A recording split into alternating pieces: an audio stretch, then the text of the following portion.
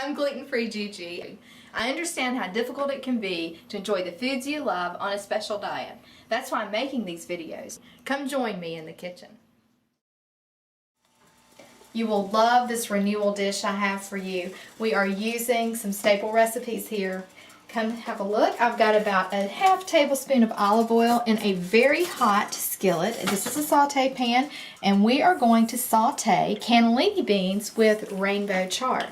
So I have pre-cooked one of our staple recipes, cannellini beans, and I've tossed these with just about 2 teaspoons of olive oil, and this is about 3 cups of beans. So I want to saute, and this is going to give a really nice sizzle. When we saute, we want a single layer of our ingredient, in this case our beans, and we want the heat really high and very little oil. So you don't want to stew these in oil. Just a few more here. And what we're going for is a single layer of beans on high heat, 2 to 3 minutes, and we'll get these brown on one side. We'll come back and we'll flip the beans over. So I'm just drizzling just about a teaspoon of olive oil into our pan. Look at those beans jumping around, and that's exactly what saute means in French. It means to jump. So these look great. See how they're drying out just a little? Let's give them a flip. Look at that. You are going to love this recipe, and it's so easy to make. We added just a little olive oil. Give these a flip, and this is not going to be a perfect flip, and it doesn't have to be. That's the beauty of the dish. Let these go for about 2 more minutes on this side. We're doing the beans in 2 batches because remember we need that single layer for the saute. So 2 batches. When I finish these beans, I'll come back and we'll finish this dish. Alright, come have a look. This is batch 2 of our sauteed cannellini beans, and they look so good. They're crisp and delicious, but still nice and creamy and tender inside. Normally, I would have everything ready to go, as you know, but I want to show you something. So I'm going to turn the heat off, move this pan off the heat for these beans, and I want you to come down here with me and let me show you the Swiss chard.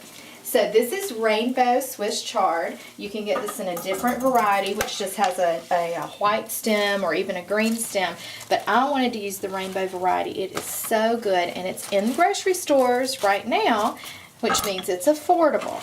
Now, cut these stems off. We're not using these. The rainbow variety tends to be a little tougher. What I've done is I have washed these under cool water and just sort of lightly dried them with a towel.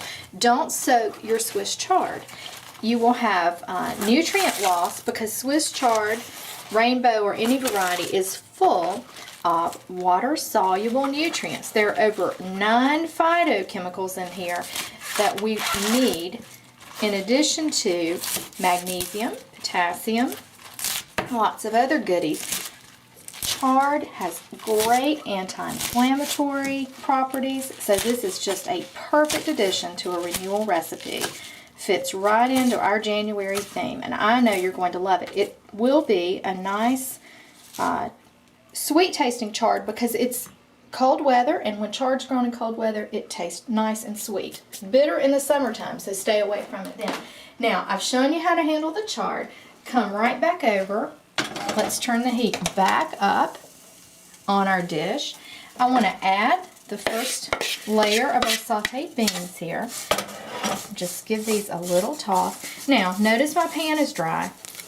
Let's don't add any more oil. We can't increase the fat content of this dish. We don't want to do that. So what I have here is some of the leftover juice from where I cooked those beans. I'm going to put about a 1/4 cup. You could use homemade stock from one of our staple recipes, or you could use water there, or even a little nice dry white wine would give this dish a great flavor.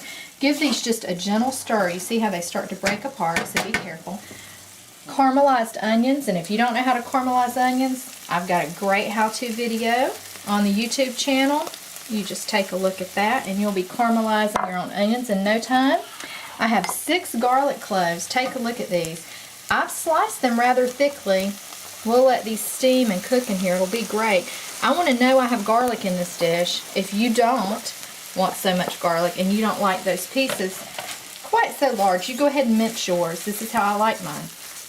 Give these a little stir. Now, let's add some spices. I have a teaspoon of Herbe de Provence, which is an herb blend. You can buy that Whole Foods. You can buy that in most supermarkets. I buy mine in bulk. I'm going with a full teaspoon of coarse sea salt. We really want to season this dish.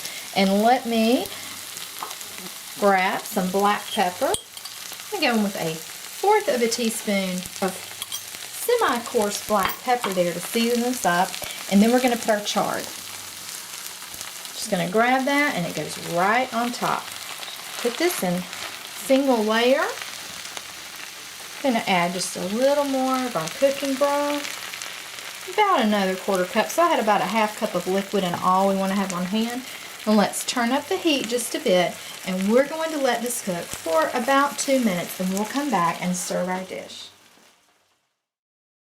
If you like your chard a little more wilted or a little more cooked, then I might serve mine. Go ahead and flip it after about a minute in the pan and let it get down to the bottom of the pan. Bring the beans up top.